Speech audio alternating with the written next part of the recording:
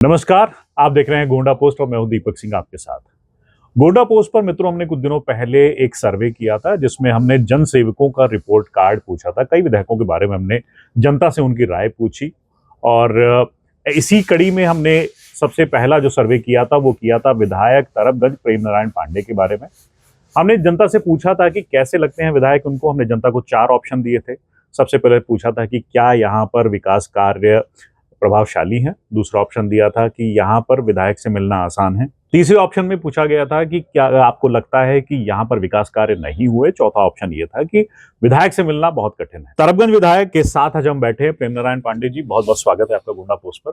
धन्यवाद भाई साहब। विधायक जी, हमने ये जो सर्वे किया जिसकी चर्चा मैंने अभी करी, इस चर्चा में लोगों ने अपने वोट दिए। उनका प्रतिशत मैं ये रिपोर्ट कार्ड आपके सामने पेश करना चाहूंगा कि जनता आपके बारे में क्या रखती है और आपके किए गए विकास कार्यों के बारे में क्या राय रखती है।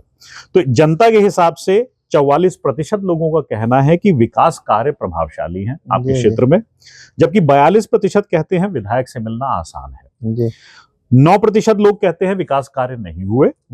5% कहते हैं विधायक मिलते ही नहीं। इन सब सरकारी कार्यों के बावजूद जनता से निरंतर संवाद स्थापना ये कैसे संभव है? जनता ही हमारे लिए सर्वोपरि है।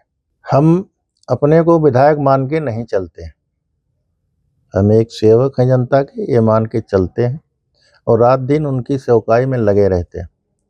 जहाँ तक सुलभता का प्रश्न है, इसमें यह है कि हम 24 घंटे मोबाइल अपने पास रखते हैं।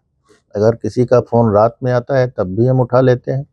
हमारे दरवाजे पे चाहे कोई लखनऊ है या यहाँ है, कोई आता है तो वो रात में आए 12 बजे 1 बजे हम उससे मिल लेते हैं और उसकी समस्या का समाधान करने का भरसक प्रयास करते हैं। तो किसी ने रात में 12 बजे भी आपको फ़ोन किया तो फ़ोन कौन उठाएगा? विधायक प्रेम नारायण पांडे? मैं स्वयं उठाता हूँ, अपने पास फ़ोन रखता हूँ। और कोई फ़ोन हमारा किसी के पास नहीं रहता है। अगर कहीं हम किसी व्यक्तिगत काम से या फंसे हैं, अभी आपसे बात कर रहे हैं तो हम किसी दूसरे को दे दिए हैं या वहाँ हैं सदन में, तो हम फ़ोन जो है साइलेंट करके रख लेते हैं। और उसके बाद जब निकलते हैं तो जितने फ़ोन आए रहते हैं हम सबसे बराबर बात करते हैं। समस्या का हम फ़ोन पे ज़्यादा प्रयास करते हैं समाधान हो जाए, लोगों को आना ना पड़े। और अगर आते हैं तो उनसे प्यार से बात करते हैं, उनसे मिलते हैं, हर समय मिलते हैं। सुबह 6 बजे उठ के नित्य क्रिया से संपन्न करने के बाद मैं जहाँ बैठा रहता हूँ वहाँ अपने आगंतुकों को बुला करके जो है उनसे मिलता हूँ, उनकी बात सुनता हूँ और अधिकारियों को उसके समाधान हेतु निर्देश देता हूँ। ज़्यादातर समस्याएं फ़ोन से संपन्न हो जाती हैं। जाना पड़ता है तो मैं डीएम के यहाँ, कप्तान के यहाँ, जहाँ भी जिसकी ज़रूरत पड़ती है, चाहे वहाँ प्रदेश में जाके हम उनका कार्य कराने का भरसक प्रयास करता है। तो जनपद के अंदर किसी की ये समस्या ऐसी है कि आपको जिलाधिकारी के पास या एसडीएम कार्यालय में अगर विधायक को जाना पड़े तो विधायक जाएंगे? जी, निश्चित जाते हैं और काम कराने का प्रयास करते हैं। और जायज काम हो भी जाता है, ऐसा नहीं है किसी का काम ना हुआ। विधायक जी, जैसे क्षेत्र आपका काफी व्यापक है और 99% देखा जाए तो ग्रामीण क्षेत्र है। ग्रामीण क्षेत्र में हर प्रकार के लोग हैं, साधन संपन्न लोग हैं जिनके पास कार है, मोटरसाइकिल है, विधायक से मिलने आ सकते हैं। लेकिन वो जो एक अंतिम कड़ी है जिसके पास शायद एंड्रॉइड फोन भी नहीं होगा, ऐसा व्यक्ति अगर विधायक से मिलना चाहता है, विधायक तक अपनी बात पहुंचाना चाहता है, आपका क्या तंत्र है? दूसरी बार आप विधायक रहे हैं, ऐसा दूसरी बार विधायक होने का मतलब कहीं ना कहीं आपका तंत्र मजबूत है। वो क्या तंत्र है कि लोग आप तक अपनी बात पहुंचा पाते? 2 बच्चे हैं, हम हैं, प्रयास करते हैं कि हर 10-15 दिन पे गांव का भ्रमण कर लिया जाए। इसके बाद तमाम न्योता हकारी आया जाया करते हैं, जाते हैं, काफ़ी लोगों से मिल के उनकी समस्याओं का निदान करने का प्रयास करते हैं। हम जब निर्वाचित हुए 17 में, उसके पहले 12 में भी हमने चुनाव लड़ा था। चुनाव लड़ने के बाद हमने कभी क्षेत्र नहीं छोड़ा। हर गांव, वो चुनाव आप हारे थे? जी, चुनाव हारे थे, लेकिन हमने क्षेत्र नहीं छोड़ा। फिर 17 में हम चुनाव जीते, 12 में हम 40,000 वोट कुल पाए थे। 17 में जो है हम 40,000 से जीते। माननीय, चूँकि आज नहीं है, हमारा चुनाव उनसे हुआ था, माननीय पूर्व मंत्री जी से। और उसके बाद 22 में चुनाव हुआ, इसमें 54+ से मैं जीता। कभी माइनस पॉइंट नहीं गया। मैं भरसक प्रयास करता हूँ क्षेत्र में जाने का, गांव के हर पुरवे का हमें ज्ञान है, कहाँ हमको सड़क देना है, कहाँ हमारे बिजली नहीं है, कौन जी। पुरवा हमारा छूट गया है, सब हमारे दिमाग में है, हमारे कंप्यूटर में है। हम प्रयास करते हैं कि उसको पूरा करें। हम ये भी प्रयास किए हैं कि हमारा माझा क्षेत्र जो है आधा माझा है, लेकिन हम प्रयास किए हैं कि माझा शब्द हमारे इस क्षेत्र से हट जाए। अच्छा। हमने प्रयास किया है हर गांव को सड़क देने का। हमने 2 लेन सड़कें, आप देखेंगे कि तरफगंज से मोतीगंज, सिंघा होके गोंडा, आप 17 के पहले हमारा गोंडा से सोनौली यहाँ बंधे तक सड़क एकदम जर्जर थी। जी। हमने प्रयास करके उसको ठीक किया, चौड़ीकरण कराया। चौड़ीकरण कई सड़कें हुई, जैसे सोनौली मोहम्मदपुर में है, आप उधर जाइएगा माझा में आपको चौड़ी सड़कें मिलेंगी, अच्छी बड़ा गांव है सड़कें, सोलौली बड़ा मोहम्मद, गांव कई है। सारे पुरवा हैं। जी जी, 80 से ऊपर पुरवे हैं। जी। उसके बाद जो है माझा के हमारे परास जाइए, आपको 2 लेन सड़क मिलेगी।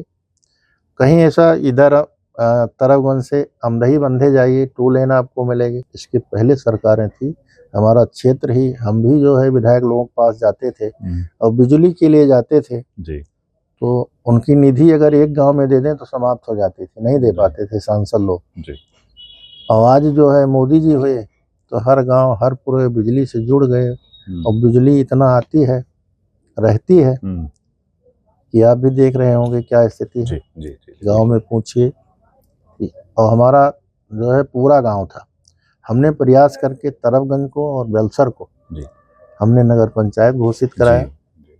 वही 17 के बाद ही आपके संपन्न क्षेत्र में 2 नई नगर पंचायतें ही हैं। नगर पंचायतें हुई।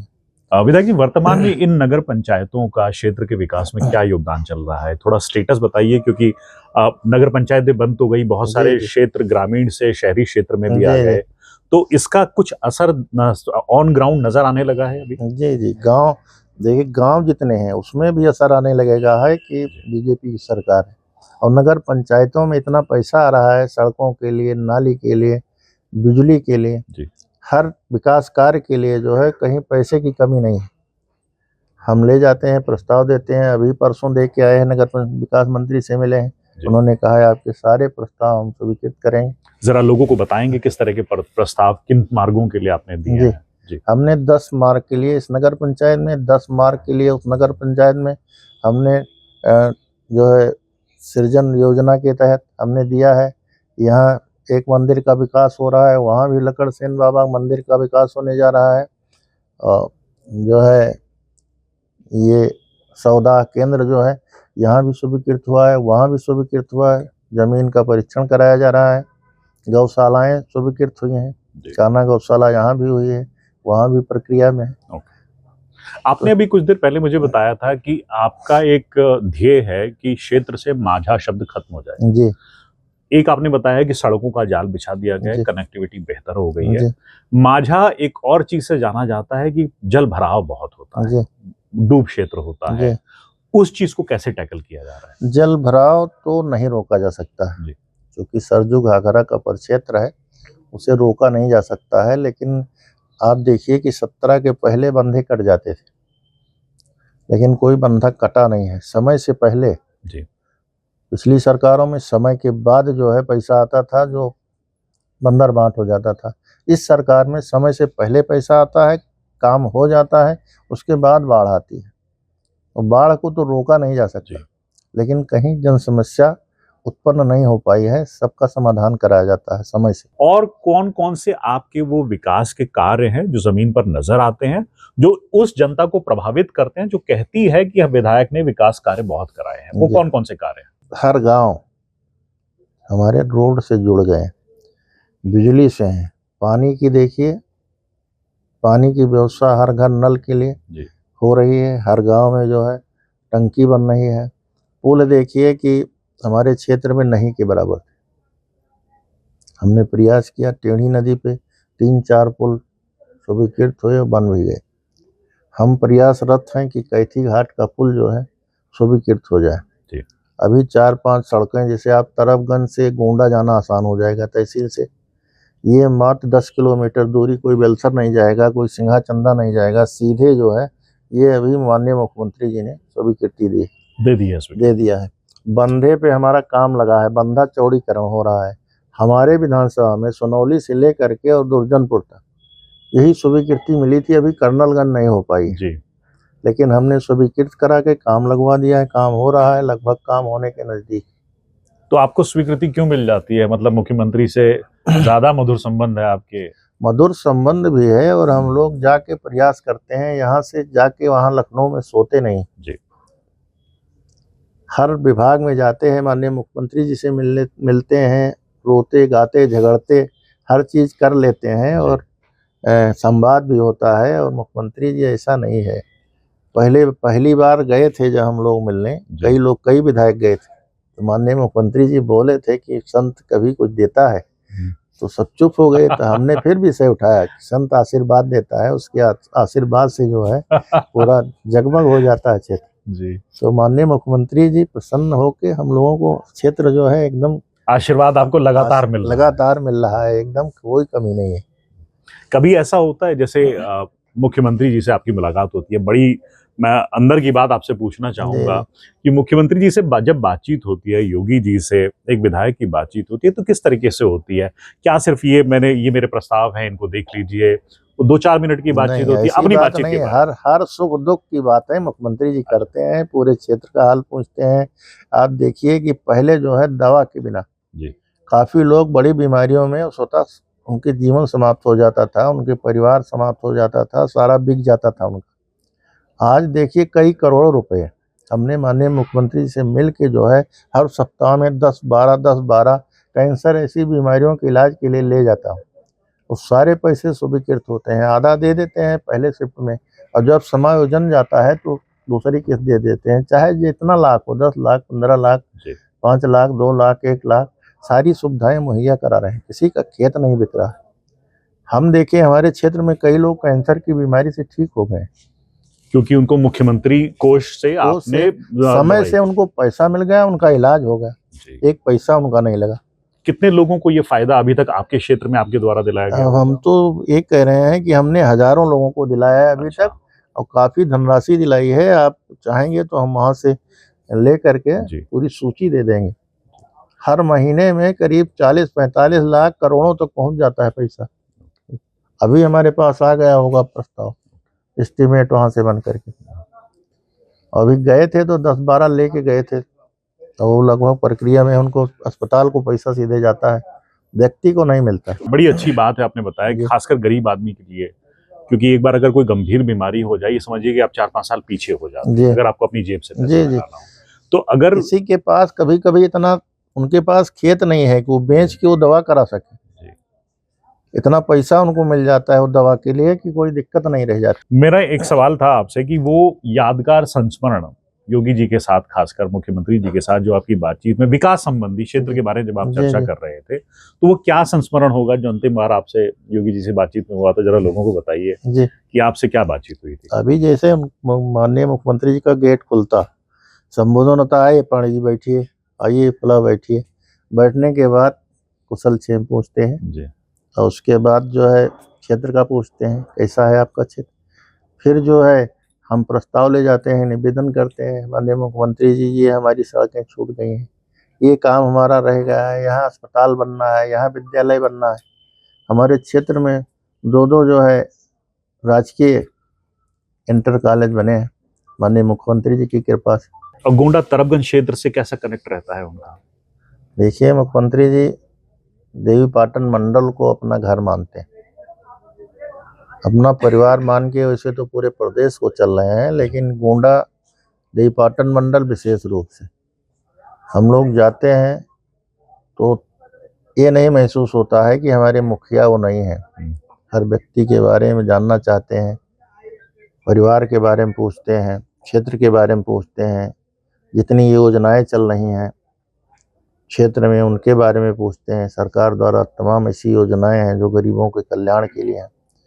हर चीज के बारे में, हर विषय के बारे में वो पूछते रहते हैं। विधायक जी, जब मैं आपके बारे में लोगों से यहाँ चर्चा कर रहा था आपके पास आने से पहले, तो लोगों ने मुझे ये भी बताया कि आपकी सुलभता के बारे के का बहुत बड़ा कारण आपके 2 पुत्र भी हैं, मनोज पांडे जी और विनोद पांडे जी, कि वो भी क्षेत्र में लगातार संपर्क बनाकर रखते हैं।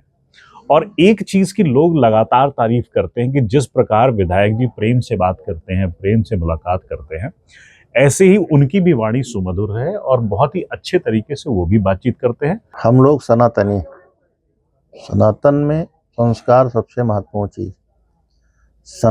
संस्कार माता पिता से मिलता है। हमारे माता पिता ऐसे थे जिन्होंने हमें गरीबी में पाला पोसा, और रात दिन वो कभी ये नहीं सोचते थे कि हमारा बेटा दुखी रहे।